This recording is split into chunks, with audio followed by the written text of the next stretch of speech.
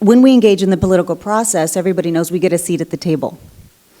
And we stand here today in an effort to capture the momentum we have, because this is just the tip of the iceberg.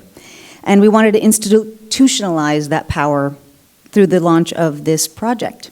So it's time for us to develop the national narrative that Latinos are critical to the political process and that Latino values are American values. So what we're going to do with the Latino Victory Project is we want to build political currency. And not only with Latino registered voters, but also with Latino donors. And we're going to focus building a pipeline of Latino leaders, future Latino leaders. And I want to say to each and every one of you that we will not stop until we achieve the one office that we have yet to achieve, the Oval Office. So I am pleased to be here today to announce the creation of the Latino Victory Project, a project that is intended to help create the next generation of Latino leadership, elected and appointed, and to change these statistics. If you look at the numbers behind us, there's 53 million Latinos living here in the United States. Of the 435 seats in Congress, only 28 are occupied by Latinos, and only 3 Latinos are in the Senate. So for us, these numbers clearly aren't representative of today's American landscape, and we want the political landscape to match voter identities.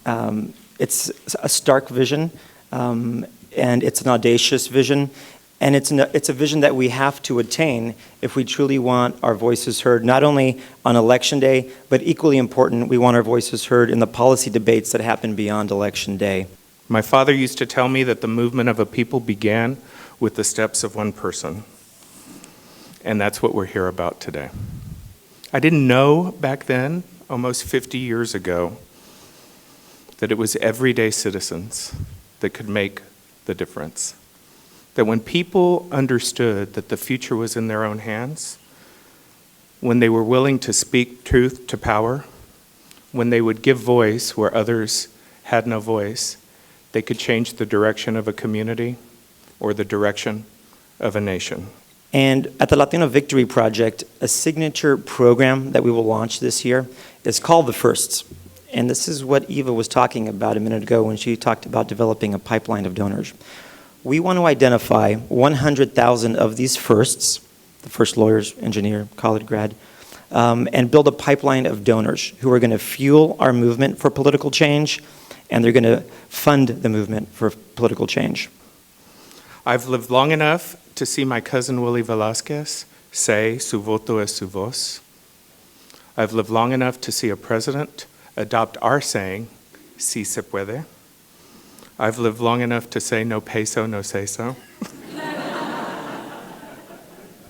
And I've lived long enough to understand that demography is not destiny. It's never healthy for democracy when you have such a large segment that's voting in low numbers. And so this will help that. A lot of us think that campaigns or candidates will do this kind of work. But campaigns have limited resources, except for a few presidential campaigns. Other campaigns have very limited resources, and they are going after the people who already go vote and who are consistent voters, and they're basically ignoring everybody else. I think it is still one door at a time. We have to really build the relationship with the community so that folks know really who's out there fighting for them. This is a huge step forward for us, and I think it also what we're seeing is the growth of the Latino community, the maturity of the Latino community, and part of that is getting good candidates. Part of that also is supporting those candidates, and the other part of that is making sure that people come out and vote.